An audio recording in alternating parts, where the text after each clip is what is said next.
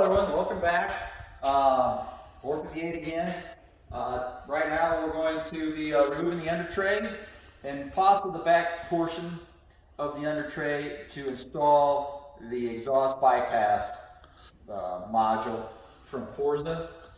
So on the module, you order it, this is what you get. You get the module here, a harness, and a couple of remotes. We're going to install this, and it should be all in the back. You may be able to get access to the top also, but we're going to go up from underneath because we've got a couple other things going on. Other than that, we're going to change a belt and the transaxle fluid later on too. So we're going to try to get access to the bottom because we're going to have that area opened up. So we're going to go ahead and start taking the under tray off and the tray behind it and see what happens. All right, so we've got the bottom panel off, like I said earlier. Now we're going to remove the air box here, and then we're going to remove this left side panel here to gain access to some of the wiring in that and to the valves through here. So we're going to see how much we can get to, and then see what happens when I have this all removed. I'm going to have to remove the lower portion of this. We'll see how difficult it is, but I'm going to go ahead and start taking this stuff apart, and then once I have this out, we'll continue on. All right, these fasteners here are T25 Torx, by the way. And then there's 1, 2, 3, 4, 5, 6, 7 of them. All right. And then this panel here, which I removed on the other side, is number 3 Allen. So that's what you want to use to remove the screws on the driver's side here. So anyway, I've got these loose. I've got to take these loose. Look like these are number 3 also. They are. I'll take these loose. There's one here, one on the bottom. I'll have to rotate this up, and then this box will be free to come out. All right? All right, so this is the hardware that attaches the plastic duct here to the intake. So it kind of goes like this way right here. This is the number 8 nut, number 4 Allen on this side, or 3. Let me see here. That was I believe it's a 3. Yes, this ends a 3. So there's supposed to be 2 on this side, 1 above, 1 below, same on the other. This one here, there's 1 missing, so I'm going to have to tell the owner. We're going to see if we can order a new one. So at this point, should be loose, and we should be able to remove it. All right? All right, so we've got this removed. Like I said, there's 2 screws, 1 on each side on this.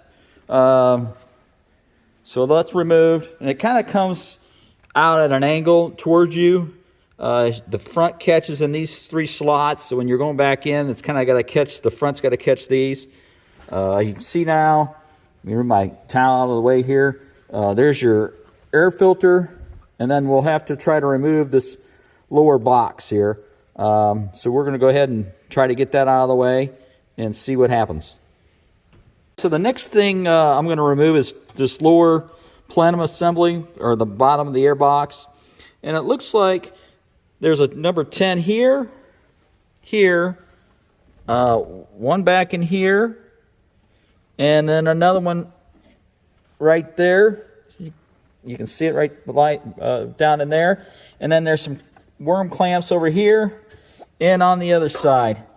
I can feel the clamp, so hopefully that won't be too much of a pain to get out of there. And you can see the valve, I believe, that I'm trying to get access, these are the attach points right here. But I believe these aren't nuts. I think they're inserts. They're attached to, they're swedged in there. So I'm going to take this. So I've raised the car back up. On the bottom of the air box, like I showed you before, there was 3 fasteners at the bottom.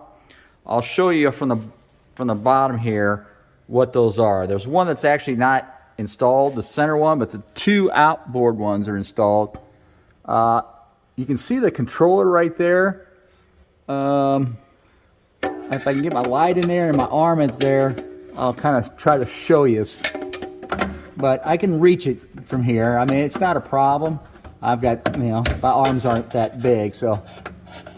But anyway, you can see on the edge of this valve here, there's one on the left here, and then there's one on the right, and there should be one in the center also, but like I said, it's not installed. So those are number 4 Allens. I'm going to take those out, and like I said, the other side's captured. So I'm going to take those loose, and then I'm going to lower the car and then take the air box out, the lower air box. All right? All right, so I've got the bottom portion of the plenum out. It's laying here on the ground right now. It was a pain in the butt. You have a couple boots on the left and right. You get a boot here and a boot there. Here's the boot from the right side. It has 2 clamps on it. Same on the left. Detach those. They're hidden on the right hand side here. It attaches right here on the right side. And then the left boot's still kind of installed here. I had to remove this forward bracket here. There's 4 screws. And then this other shielding right here. And then that allowed me enough room to kind of dip this down and raise the other end up. So the left side went down and the other went up. The right side went up. You just got to be careful because it's tight. Just make sure you don't scrape the painted surfaces here. I've got tape all along through here to protect it. So you're going to have to take this little heat shield out. Looks like somebody's got some tie wraps on here. I'll take that out. Once that's out of there, we should have more room to see what we're doing here. All right, so I've got everything out, I believe. Here's your connections here. I'll take those off. I'm going to run the harness down through here and up. And I think I'm going to put the module in this area up here. You just got to watch that you don't attach it or get it close to this arm, because this moves up and down when the top is actuated. So you want to kind of stay kind of clear of that. I mean, you can go below it because it's not going to go any further down. It's just going to move up. So you don't want to get attached against this piece. So I might mount it like right here. It's close to it, but it should be good. There's not really any good area. If you do it back here, you're right by the exhaust also, and you're back in an area where it may get wet, and you don't want this to get wet. So I'm going to try to mount it up high, and this is kind of a dry area, and then put it back in here somewhere, and we'll see how it works out. So we're going to go ahead and run our wires and get that all situated. All right, so I've got one hooked up already. It's got a male and a female. I've kind of like just got it sitting in here, and I'm going to run it along the existing harness here, and then up through this where the harness comes in through here, and then up here because that's where my controller is going to be. It's up in here, so I've kind of got it sitting right there for now. I'm going to tie wrap it all back together, but then I've got the other side here. It's disconnected. You're going to have to pull this spring out. Normally a lot of these you push them forward and they release, but this one here I had to pull out. So when you do that, just be careful not to lose this little spring, and then just you could set it back in there. Make sure it's protruding through the holes here because that's the locking feature, and then you should be able to stick the new one in there with it installed. But if you can't, you'll have to pull it back out, but I think it will. So here's your harness that you received in your package. You can see the male and the female. So the male part here, or the female part, goes on the solenoid, and then the female here goes on your car side harness. So I would show you, but I got to put the camera down to do this. All right, so you've got these hooked up now, and when you're pushing these together, you should hear a positive snap, and it's idiot proof, so you can only stick these in one way. It has like a master spline in both of these, so you can't really mess that up. So now I just have to figure out how I'm going to run these harnesses up to the controller, which, like I said, I'm going to try to install in this area. We'll see how I can do that. I really, like I said, want to keep it out of this area because this area is susceptible to moisture, and that the unit is not a sealed unit. So I'm going to go ahead and set these wires up, and then I'll show you how I've got them run. All right, so I've got the car lifted up now, and I ran my ground over on the left side here. As you can see up in here, there's already an existing ground, and the green wire is what you're going to put on there. I don't know if you can see it. That harness there, it's probably, you can see the green wire up in there. There's a ground right there, so it's a 10 millimeter. Take it out. You'll see the other grounds there. I ran it from the top. I'll lower the vehicle and show you how I ran it from above. But I attached the ground there with existing grounds, and then I'll have to take the slack out from the top and secure the wire. So I'm going to go ahead and lower the car and do that. So you can see the green wire comes in from down there where the ground was, and it kind of runs along this harness pneumatic lines here. It comes up, it follows the rest. I've got it kind of bunched up right here. I'll cut these, okay. I haven't gotten there yet, so I won't leave those. And I got the box sitting right over here. Like I said, you kind of want to keep it away from this arm here, because this arm will go up and down when you actuate the top. It may won't go any lower than it, but it's going to go up. So you don't want to attach anything to this. I'll probably end up somehow securing the box in this area, because like I said, this is kind of a dry area. So you don't want that getting wet. I'll probably secure some of these harnesses up in here yet, just to keep it from there, like down in here. We should be fine. That cover comes and will all be secure. So like also in the future, if somehow he wants to change some settings in here, all he has to do is take the panel off and change it. Whereas a lot of guys put the unit back in here, it's covered, and then you got to take the bumper off and take all this stuff out of here. So I'm trying to avoid all that. So at this time, really, it should work. If I hook the battery up right now, we could try her out. So I'm at that point. I'll catch you in a few seconds so we can see if it operates. All right, everyone, I've got the controller installed for the exhaust from Forza. I've got my wires bundled up, and then I've got my module sitting right up here for right now. And as you can see, I take the mirror, you can see the red LED, so that's good. And then it's been running for a few minutes, so you can see here it's normal idle.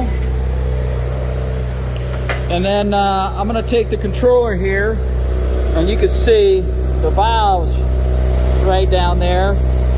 I'll hit B, and the valves open, and I'm going to hit A. They're closed. All right, so B open.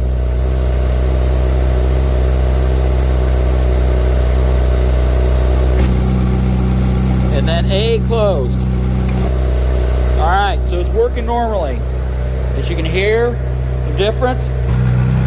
All right, so that's open, that's closed. So when they're closed, it should be coming out the center, and then when it's open, it's coming out the sides. Center's off. All right. So the valve's working normally. So now I've got to just reassemble the housings and everything, put those back in place, and then attach my controller up there so I can secure it in place. But I'm going to go ahead and do that, and then I'm going to show you what it looks like.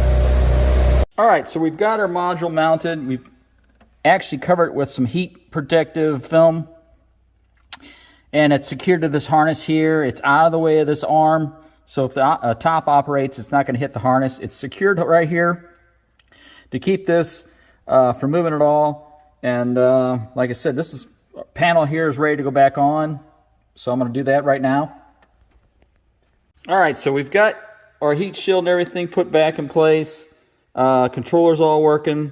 So we're going to go ahead and reinstall the lower air box here, and everything associated with those pieces. So yeah, we're going to go ahead and put this all back together and proceed on. All right, so we've put our plenum, our lower plenum, back in.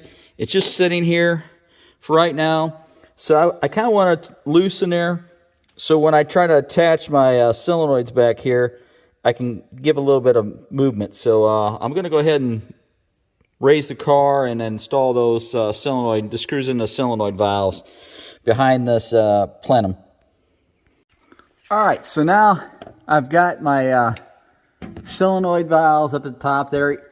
As you can see, they're all in place. The screws are installed, and then I'm going to lower it and then reinstall all the hardware on the top side of the plenum chamber. All right, so I've got the plenum back in. Like I said, all the hardware right here is in for the plenum in the four corners. I put the boots back in with the clamps on both sides. Don't forget your boots here. Make sure they're seated all the way around. Okay, and then the next thing I guess I can do, I can put this panel back in over here. That can go in. The left side's already installed. Like I said, my controller is behind there. I'm going to go ahead and stick this panel in, and then the air filter, and then the top of the air box, and then I got this yet to put on, and then the upper part of the plenum. All right. As you can see, I have this shield on here and the one on the right hand side. That's all installed. So next we're going to reinstall the air filter and the upper portion of this plenum. All right, so we've got the air filter installed. Just might want to, the seal kind of gets displaced, so make sure it's all in the correct position here before you put this down. And then just make sure it's all in good condition. So then we're going to go ahead and install the upper plenum here. So we've completely installed the upper plenum here. Just make sure when you're installing these, don't forget your 4 fasteners, 2 on each side here. And then your attach points down at the bottom here, they need to catch. So make sure you get those engaged properly. And then install your screws all the way around the perimeter here. So that completes the installation of the plenum. And then we're going to do a little ops check again of the valve system on this Forza controller. So stay tuned, we're going to do that.